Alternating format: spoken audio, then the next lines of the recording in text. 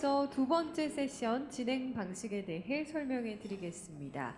두 번째 세션은 지식재산을 활용한 사업화 성공 요건에 관해 패트릭스 애니스 글로벌 헤드님의 발표를 시작으로 서주원 이사님의 발표가 있겠습니다. 그리고 정선양 건국대학교 교수님의 진행으로 델타텍 코리아 이승호 대표님과 인텔렉추얼 디스커버리 김광준 대표님의 토론이 진행될 예정입니다.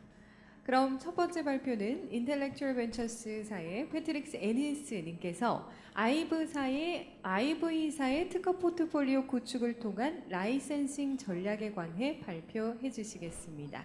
패트릭스 애니스 님을 단상 위로 모시겠습니다. 여러분 따뜻한 박수 부탁드립니다.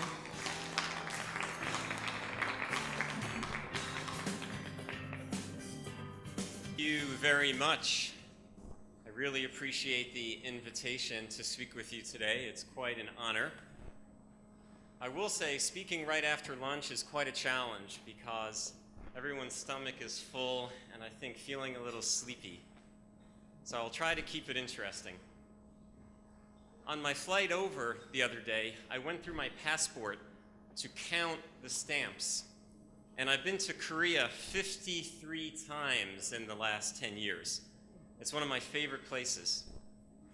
And forgive me for being too personal, but exactly 5 weeks ago today, my first baby was born down the street in Gangnam Severance Hospital. So I have a strong connection to Korea, and I love it here. I'm still working on the language. I apologize that I will be speaking in English, but I hope one day I can come back and give a lecture in Korean. So I'm going to spend the next 15 to 20 minutes talking about the value of patent portfolios. Now in that time, you can't really get into great detail talking about patent valuation models, and in fact that would be too boring. So I'm just going to speak about some high-level trends. And I just hope that we can leave here with 4 high-level thoughts on our mind. The first one is why patents? For a sophisticated audience like this, that's an easy discussion. Then I'm going to try to be a little provocative, perhaps a little bit controversial, and talk about whether or not there's a changing climate or atmosphere for patents, especially in America. Then let's talk about patent portfolios and whether a small portfolio or a large portfolio is something that we should aspire to. And finally, what I think is the most important point, which is why I left it to the end, is putting patents in the context of the goal here, which is to get new products and services out to consumers and to generate revenue for companies.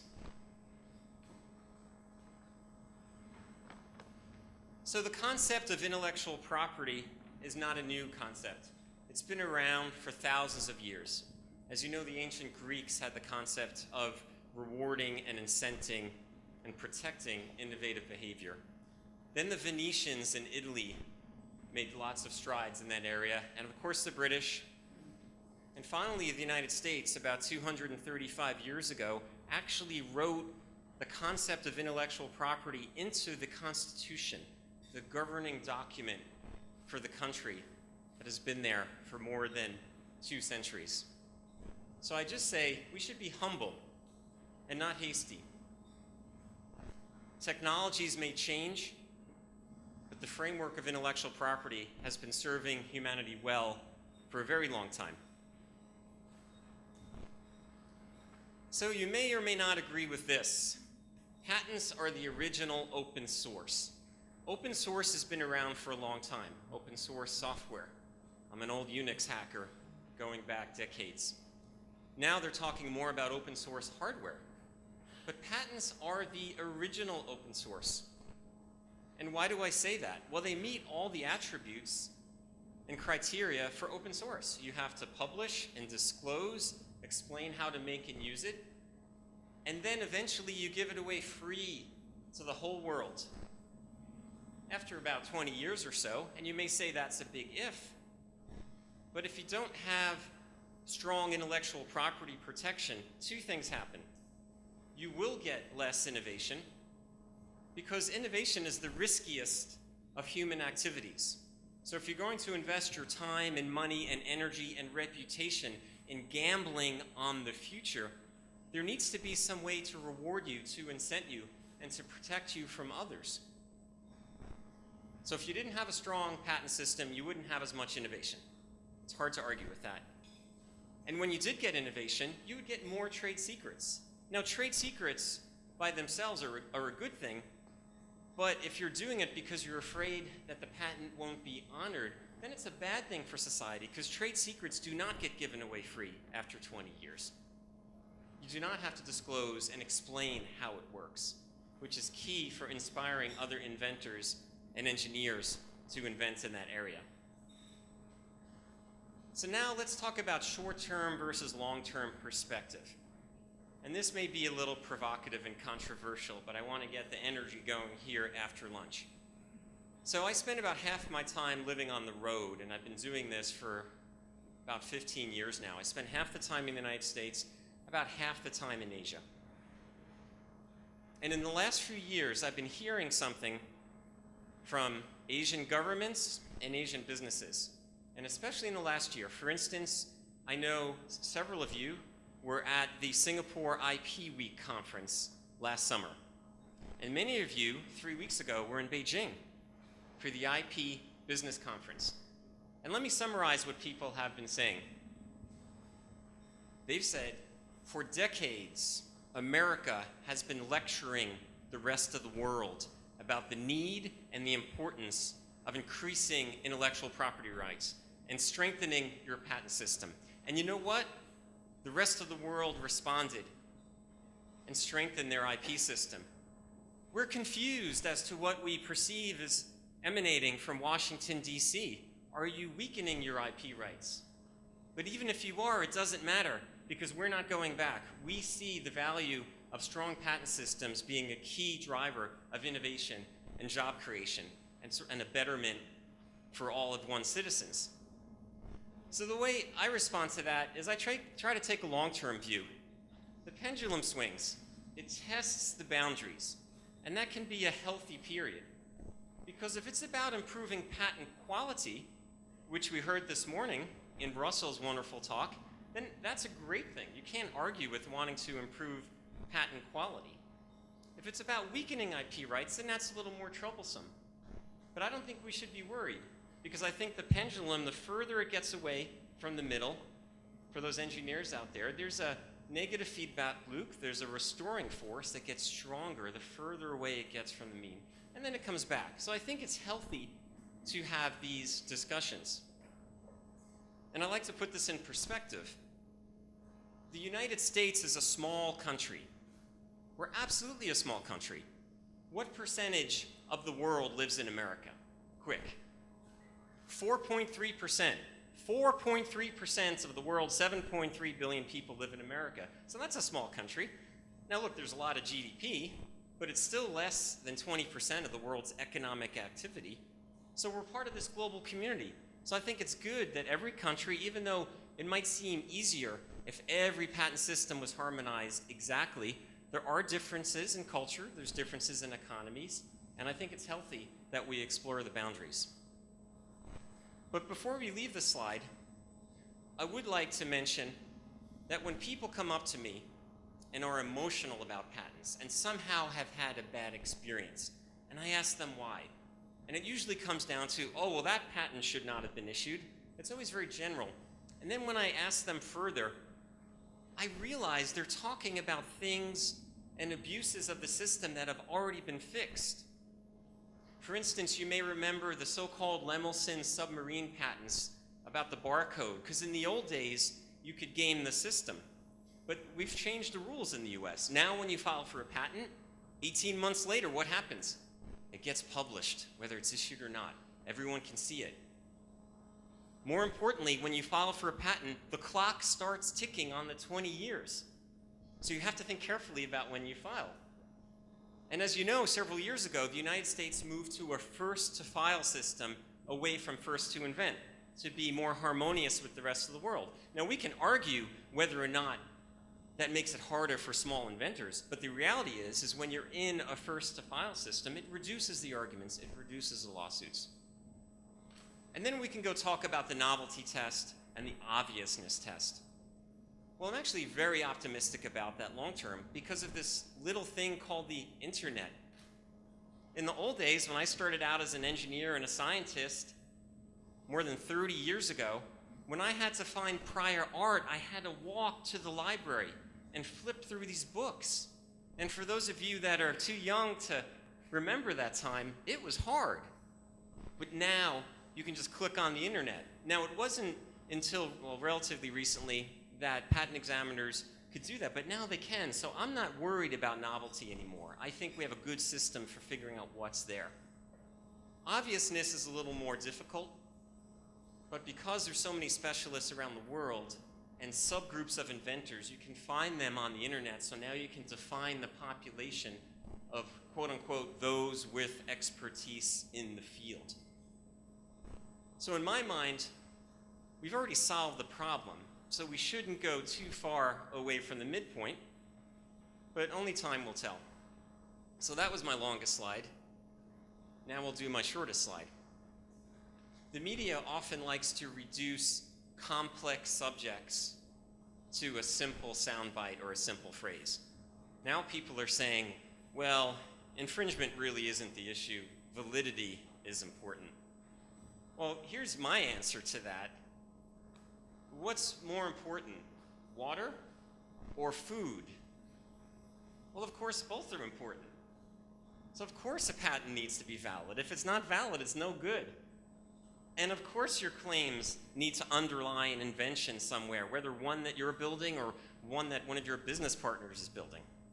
So I don't know how productive it is to talk about infringement versus validity, because you want it all. So let's segue into big patent portfolios. Are they worth the time and effort? Again, the media will say, I'd rather have a small number of excellent patents. Well, that's not a bad start. I would love a small number of excellent patents too, but you know what's better than a small number of excellent patents? A large number of excellent patents. But boy, what is that? That looks like garbage. Does that look like garbage to you? So you certainly don't want a large patent portfolio that is haphazardly constructed, that is constructed at random, that is constructed of patents that perhaps you haven't even read. What you want instead, of course, is a big patent portfolio of excellent patents. But because patents are a long-lived asset, up to 20 years, you don't know at time equals 0 exactly what a patent is worth. And even the world's experts at Ocean Tomo and my friend Dr. Senke can give you an idea of what a patent may be worth in year 15, but you never know for sure. So the advantage of a large portfolio is option value. Markets change, technologies change, your business plan may change. So that piece of gold that you didn't think was worth something today may be worth more in the future. More importantly, as life becomes more complicated, you may have a group of patents that isn't worth anything, but when you find that one missing puzzle piece, an enzyme, a catalyst, that one single patent may interact with a portfolio of 100 patents, and that may make the whole portfolio worth a lot. Now you might say, okay, I understand that you're talking about information technology, where there's thousands of patents that read on a wireless device such as this. But how about biology, pharmaceuticals, chemistry, energy? I was taught that in those fields, typically it's a small number of patents, sometimes even one. Well, that's still the case, but as time goes by, those fields are becoming much more like information technology. When you build a factory in the future, it may simply be a collection of 2,000 individual 3D printers connected to one giant computer. Your next medical device may just be some software running on your Samsung phone that checks your blood pressure and delivers drugs on an hourly schedule. So as time goes by, more and more of technology is going to be similar to the culture that we have in the information technology industry. So this is so important at this point that I've come up with two metaphors to explain why patents are so important to the world. So the first one is links in a chain. Every link in the chain is important. The other is a crystal. Every facet of the crystal is important. Every side of the crystal. It's the same thing. So patents are just one part of that. But we shouldn't lose sight from the fact that if you don't have strong patents, eventually the money and effort for innovation and R&D and new product development is going to cease and stop and dry up. But likewise, if you don't have great inventions, ultimately there's no need for the patents. And I think as an industry, we've made an error over the years in creating separate cultures. I think it's getting better now, but only recently. You would have conferences for patent attorneys and conferences for R&D people, but they would never talk. When you look at big company structure, even today, the patent groups report up to a different executive than the product development people or the R&D people. But it's all the same, and they wouldn't exist without each other. They've developed different cultures and different vocabulary. So I think as time goes by, it's important that we realize we're all on the same team, from the research lab all the way to the marketplace.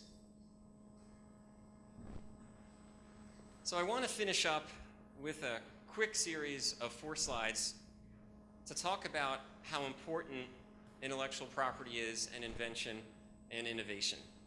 And I'm going to do a couple 100,000 years of human history in less than 3 minutes. So for the first couple 100,000 years that our species existed, Homo sapien, we were hunter-gatherers. And boy, that was hard. That was time-consuming. You were just busy staying alive.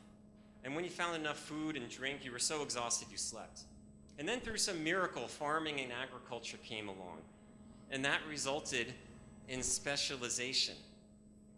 And specialization resulted in surplus, and surplus resulted in free time. And when you have free time, that's really when the fun starts, because that's when you can invent and experiment. So let's bring it up to recent history, in our lifetime. There once was a time where you had to own and operate all of your factories, otherwise you were not considered a serious business person. But today that's no longer the case. We are good at what we repeatedly do, and some people are really good at manufacturing and some aren't. So if you're a great marketing company and a great design company, there's lots of specialty companies that are happy to manufacture your product, whether it's a Flextronics or a Han High Precision Manufacturing, and that's a good thing. However, if you want to be vertically integrated, like many companies are around the world, that's your option. Likewise, remember in the old days, you had to have a fab, your own fabrication facility, if you wanted to be in the semiconductor industry. And then something changed in the 1970s. Professor Carver Mead of Caltech came up with the technical and the intellectual and the business justification for the so-called fabless semiconductor industry. And then one of the world's greatest entrepreneurs of all time, a gentleman named Dr. Morris Chang, founded a company called TSMC, which years later is still the leader in being a outsourced foundry. This event created an explosion of entrepreneurial activity and innovation in Silicon Valley and around the world. Initially in semiconductors, but then it flowed into electronics. And none of us would be here today if it weren't for this development. You can be a semiconductor company with a small amount of capital and a small team. So there once was a time where no one thought software could be a business. This is some code I wrote in the summer of 1984 when I was a young student, and I made no money on it. But it is my own code. And no one thought it could be a business, because back then, people thought software was just an instruction manual, a glorified instruction manual for hardware. If you really wanted to be somebody, you worked with hardware and computers, and the software was an afterthought. And this was Bill Gates' genius in the early and mid-70s. He realized it could be a business, and then many others followed. And obviously, I didn't learn. I was pretty stupid. So in 1987, I just finished my master's degree in physics. And at that time, Microsoft was hiring every physicist they could find. So I had a job offer in 1987 from Microsoft when I was 22 years old. And I turned it down because I couldn't understand how Microsoft would be successful. How could a software company be successful? If I needed software, which I did frequently as a scientist, I either wrote my own or I borrowed it. And that's a polite word for steal. Because back then, people didn't think software had value. So that was $1 billion mistake on my part, because if you joined Microsoft in 1987 and worked hard and got promoted, you actually made quite a lot of money. So I learned my lesson. Software has value. So finally, you see what I'm building up to. That's Thomas Edison, probably the best inventor humanity's produced, most prolific. Intellectual property and inventions are a business too. We are good at what we repeatedly do. Most inventors are not good at marketing or finance or product development, nor do they want to do that. So it's important that as a society, in every country, we provide a nice framework so inventors can focus on what they do best, and that their IP can find its way into the marketplace and drive our economies into the future. So thank you very much.